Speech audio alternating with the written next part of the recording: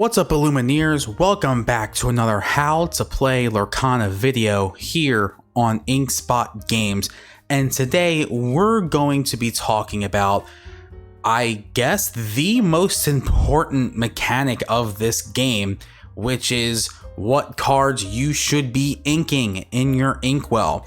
Not sure if you've noticed, but if you don't ink any cards, then you can't play the game. Ink is how you play cards. And as you build up your ink throughout the game, that's how you play larger and larger and larger characters or actions or whatever you need to play. But it's not just a matter of picking any old random card and putting it in your inkwell. There needs to be some strategy to it. There needs to be some optimal play to it so that you're able to maintain a advantage on your inkwell as compared to your opponent, and being able to maintain a board presence as well. And sometimes, actually most of the time, that requires you inking the right things so that you can play the most optimally possible. So we're going to be talking about what cards you should be inking, when you should be inking them, and just the strategy behind that. But before we get to that, please be sure to like the video, subscribe to the channel, leave your notification bell on if you enjoy Lorcana content that you basically get every weekday. We have gameplay videos, the Ink Vault, just like this, how to play Lorcana videos, discussions, all that kind of stuff. So if you want your fix for Lorcana content, whether you're brand new to the game or you've been playing for a while, we have something for you. So please be sure to subscribe to the channel, leave the notification bell on so you know when a video drops, like the video, share with your friends, all that good stuff. So again, we're going to be talking about inking, and let's just get right into it. So like I said before, inking is the most important mechanic of this game because last time I checked, there are no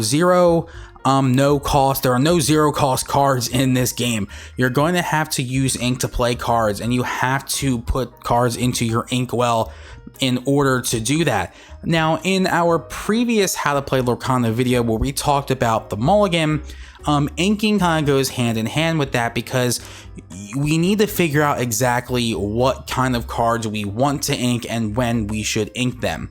In another previous video, we talked about the ink curve. That also goes into this as well, because if you're inking a card and you're starting with low cost characters, you're building up a board and you're building up your inkwell and you're maintaining advantage.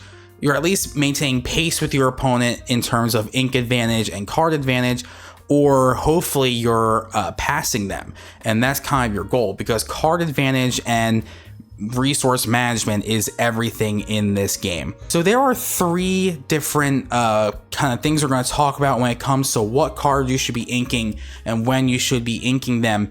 And again, if you're a new player, yes, what you actually ink matters. And sometimes you're not going to want to ink certain cards in your hand because they're really good or they're big and powerful. But we're going to get to that in a second, because a lot of those big and powerful cards are high cost, and that's going to be sort of the first topic we're going to discuss. So if you have a hand of characters or items or actions, and some of those cards are high cost, when is the closest time you're going to be able to play them? Turn 3, turn 4, 5, 6, 7, even 8 or 9. So it's going to be a while till you play those cards. Now, you might also have lower cost cards in your hands that you can play turn 1 or turn 2. So from a strategic standpoint, it makes the most sense to ink your high cost cards first. Now, especially if you're a new player, you're probably thinking, but like, a lot of the high cost cards are my best cards. They make the biggest impact. They quest for the most lore. They have the most powerful effects. While that's true, hopefully you have multiple of that card in your deck. And also, if that card's in your hand and you don't have enough ink to play it, then it's just a brick in your hand that you could be using for something else. You need to at least get some use out of that card. You don't want to just hold on for cards for too long, because that means you're not building up an inkwell, and that means you're also not playing cards that you could be playing in your hand. Like I said, maintaining advantage on resources and card advantage is so important in this game. So sometimes that just means you need to ink that Maleficent dragon or that brave little tailor Mickey, because you're not going to be able to see that card for another 8 turns, some 7 turns, like depending on how much the card costs. And if you're holding on to that card just for the sake of, oh, I want to eventually play it, then you're not progressing your game state at all. And the next thing you know, by the time you do play that card, if you do end up having enough ink, your opponent is way ahead of you on ink, your opponent is way ahead of you on card advantage, and you're probably just going to lose anyway, because by that point the game is too far gone because you decide to keep that very powerful high cost card in your grip. Again, if you're deck building, hopefully you have multiples of that card in your hand.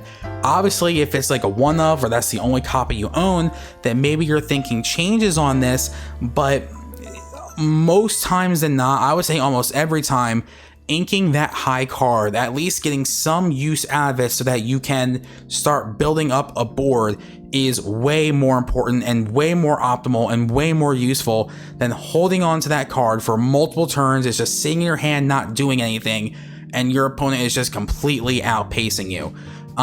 So start with the high cost cards that you can't play, whether you're playing on an ink curve or whatever, or you're just building up an inkwell throughout the game to eventually play those high cost cards. You need to have something. Again, in card games, if you have a card that's not being used for anything in your hand, that's just sitting there, we call that a brick. You don't want to have bricks in your hand. Keep building up your inkwell, even if that means getting rid of that huge big wombo combo card. Sometimes it hurts inking them, but as you progress through the game and you're keeping pace with your opponent, you'll see you'll win a lot more games by doing that.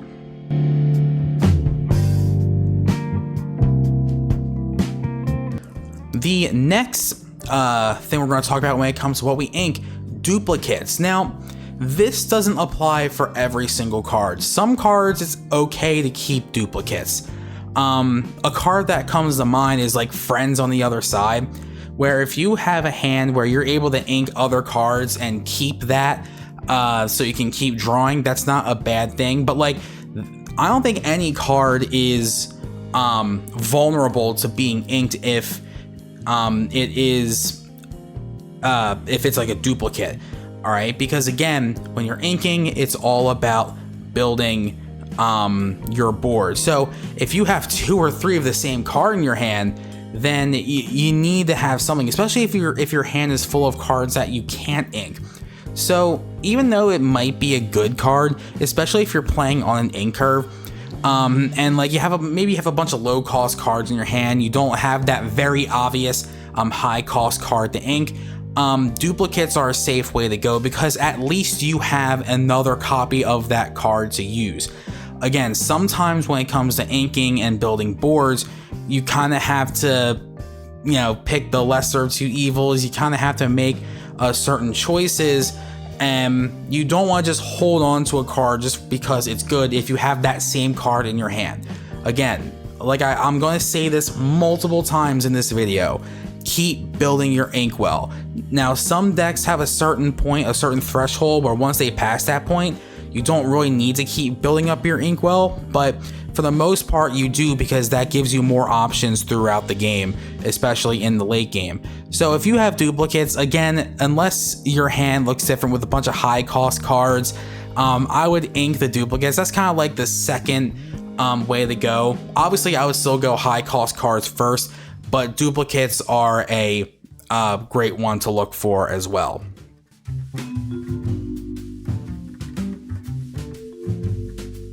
The final thing we're going to talk about is, well, at least I like to call it the tough choice.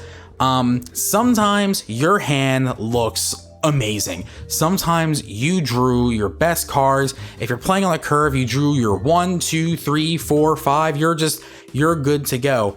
But then once it's finally your turn, you think, well, wait, I have to ink one of these cards, don't I? Like we said at the start of the video, you can't play the game if you don't ink. So sometimes you have to make a difficult choice. Sometimes you need to ink a good card for the sake of maintaining pace, maintaining board presence, maintaining resources, and it's gonna hurt. It's not gonna feel good.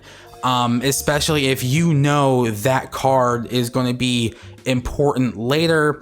Hopefully you have multiple copies of it in your deck, but you don't want to find yourself in the position where you're holding on to that card and you're not progressing your game state at all, and your opponent is. Now, sometimes you can gamble. This is another part of the tough choice. Sometimes you can make a gamble and not ink those and sort of let your opponent build a board while you're being patient and waiting to eventually play that card.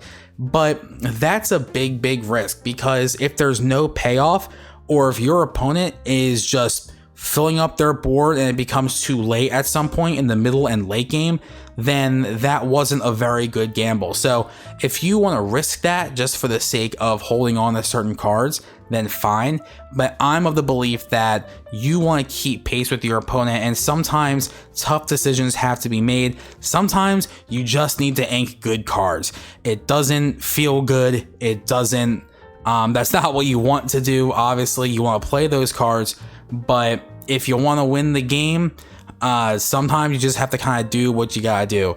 And a lot of times you'll just be making a tough choice. Hopefully what you ink becomes more obvious if it's a high cost card or duplicates, but sometimes that's just not the case. And in a game that has a resource system like Lorcana, where your cards are the resources, then tough choices have to be made. So that's what I would say is kind of the last sort of thing. It's a little more like of a gray area, because it's more what you believe is or isn't a difficult choice to make. But obviously if you know your deck and you know what cards are in your deck, then you'll be able to make that determination. So there you go. Obviously, like I've said multiple times in this video, inking is so important. Maintaining board presence, maintaining resources, maintaining pace with your opponent is everything in this game. You don't want to put yourself in a situation where you didn't ink certain things, but your opponent did. So next thing you know, they have a board full of things and you just can't keep pace, and they're quest inking all kinds of lore and you're just behind the entire time. You know, it's just a matter of thinking ahead and, you know, being proactive and kind of not having such a tunnel vision, trying to think ahead in the game and think, okay, this card in my hand, I can't use it for a while, or I can't use it right away, or it doesn't have any practical use right now. So maybe I should just ink it. Again, we talk about like tough choices. Like sometimes there might be a card where it's like you can see yourself using it at some point in the game, but like not right now. Sometimes you just have to ink that card. It's difficult, but you know, if you want to win, sometimes that's what you have to do. So yeah, it's one of those things you just kind of practice at, and the more hands you see, the more different decks you play, and the more you know your deck, the better you'll get at this, and the more obvious your inking strategy will be as you're going through a game. So I hope that this video was helpful. Again, one size doesn't fit all. There's a lot of different strategies in this game, and with future sets coming out, there's going to be even more. So this is a very basic concept when it comes to Lorcana, and just knowing what you need to ink is so important. And yeah, so I hope this was helpful. If you have any comments, please let me know. If you're a new player, did this video help? Have you had trouble figuring out what kind of cards you need to ink? And again, when it comes to deck building, make sure you have enough inkable cards, not too many non-inkables, all that good stuff. So again, I hope this was helpful. Be sure to like the video, subscribe, all that good stuff. And Illumineers, I'll see you on the next one. Later.